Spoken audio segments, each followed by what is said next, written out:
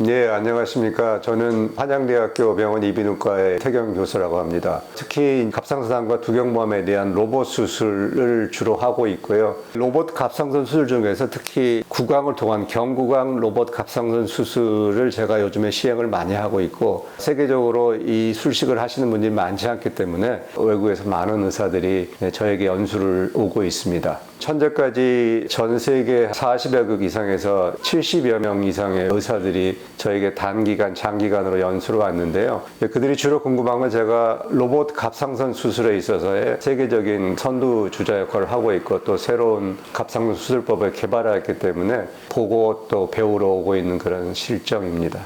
갑상선 수술은 전통적으로 목에다가 한 6cm 정도의 절개를 가하고 갑상선을 제거하는 방법이 표준화된 술식의 갑상선 수술입니다. 하지만 이 수술을 하고 난 다음에는 경부에 흉터가 남게 되고, 동양인에서는 특히 이 흉터가 켈로이드가 되는 경우가 많기 때문에 이로 인해서 환자들의 삶의 질에 많은 영향을 미치게 됩니다. 따라서 이 흉터와 켈로이드를 없애고 또 갑상선 수술에 따르게 되는 여러 기능적인 결과를 더 좋게 하기 위해서 갑상선 수술 방법이 개발이 되었는데요. 원격의 다른 부위에 절개를 가하고 로봇이나 내시경을 이용해서 접근하는 수술을 로봇 또는 내시경 갑상선 수술이라고 부릅니다. 로봇 갑상선 수술의 최대 장점은 미용적으로 우수하고 환자들의 삶의 질이 많이 향상되는 게 가장 큰 장점이라고 할 수가 있겠고, 또 하나의 장점은 우리가 갑상선 수술을 하고 나면은 주위에 있는 근육들하고 유착이 올 수밖에 없기 때문에 이로 인해 가지고 목소리 고음을 낸다든지 삼키는 데서 약간의 저하가 있을 수밖에 없습니다. 근데 로봇 갑상선 수술한 후에는 피부 절개가 없기 때문에 유착이 좀 작습니다. 그래서 수술한 다음에 고음을 내는 음성 보존에 있어서 로봇 수술, 특히 구강접근법의 로봇 수술이 좋은 결과를 얻고 있습니다.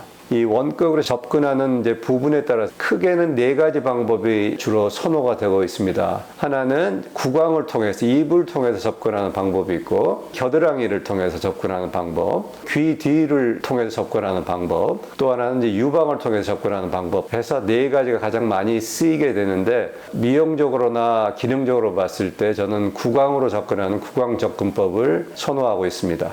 구강 접근 갑상선 수술은 일단 아랫입술 부위에 3개의 1cm의 절개를 가하고 여기에 길을 낸 다음에 로봇을 장착하고 로봇 팔을 이용해서 피부 피판을 들어 올린 다음에 갑상선에 접근해서 10배 확대된 시야에서 혈관을 지혈하고 반의 후두신경과 부갑상선을 보존하면서 갑상선을 절제해내는 술식이 되겠습니다. 또 우측 겨드랑이에 1cm 정도의 작은 절개를 넣어서 로봇팔 하나를 위치시키는데 3개의 로봇팔을 이용하기 때문에 조직을 견인하고 방해하는 데서 훨씬 용이한 면이 있습니다. 그래서 신경을 보존하고 부갑상선을 보존하고 혈관을 지혈하는 데 있어서 훨씬 더 안전하게 또 용이하게 수술할 수 있는 장점이 있습니다.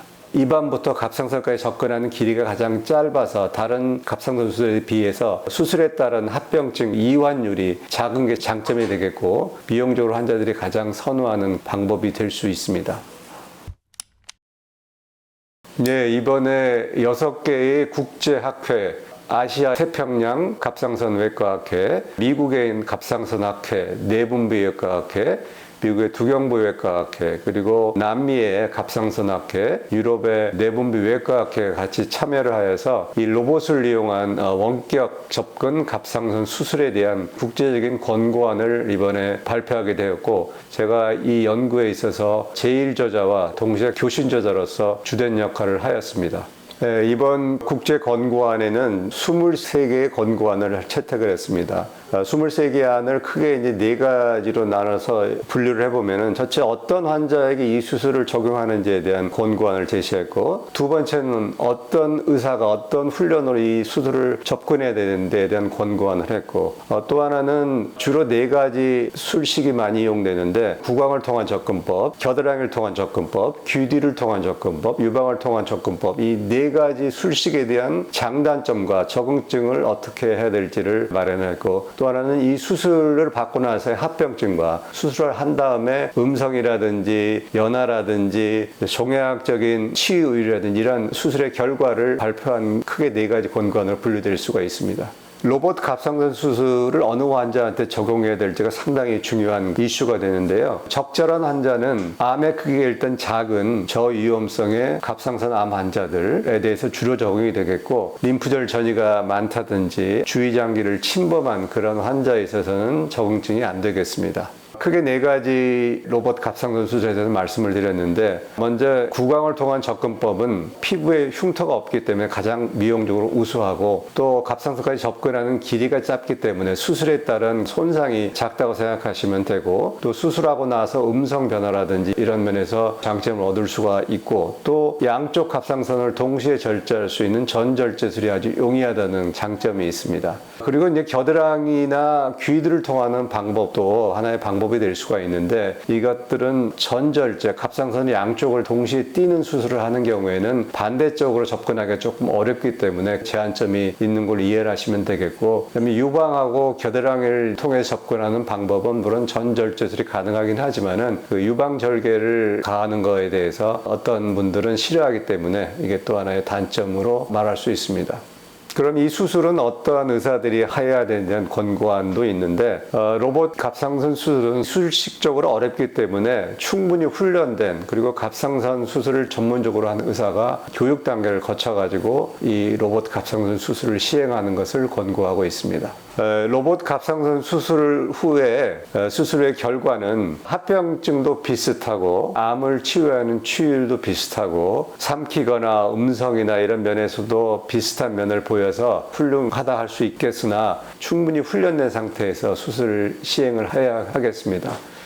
로봇 갑상선 수술이 한 10여 년 전부터 개발이 돼서 시행이 되고 있는데, 수술의 술식이 상당히 어렵고 환자의 적응증이라든지 수술을 어떤 범위 내에서 하고 어떤 방법을 하고에 대한 표준화된 권고안이 없었습니다. 따라서 지금까지 축적된 학술적인 근거를 바탕으로 해서 환자들의 표준화된 술식을 제공할 수 있고, 또 안전한 환자를 선택할 수 있는 국제 공통 언어를 저희가 책정을 해서 발표를 했다, 그렇게 이해를 하시면 되겠습니다.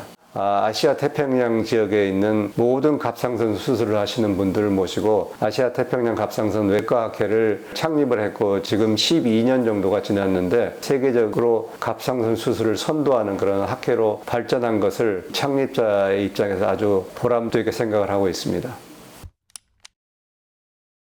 제가 30여 년 동안 갑상선 수술에 매진을 하였고, 또 새로운 수술법, 특히 로봇 수술법을 개발하고 세계를 선도하고 있기 때문에 저희 병원, 저희 센터가 사실 우리나라에서의 로봇 갑상선 수술에 있어서는 제1의 센터로 생각을 하고, 우리나라뿐만 아니라 세계적으로도 아주 우수한 센터라고 저는 자긍심을 가지고 있습니다. 이를 알아보고 외국의 많은 환자들도 저희 병원을 찾고 있고, 이 수술을 배우기 위해서 외국의 많은 의사들도 찾아오는 걸 보면서 보람과 또 만족감을 얻고 더 발전을 시켜서 환자와 의사들에게 좋은 결과를 초래할 수 있도록 노력을 하도록 하겠습니다.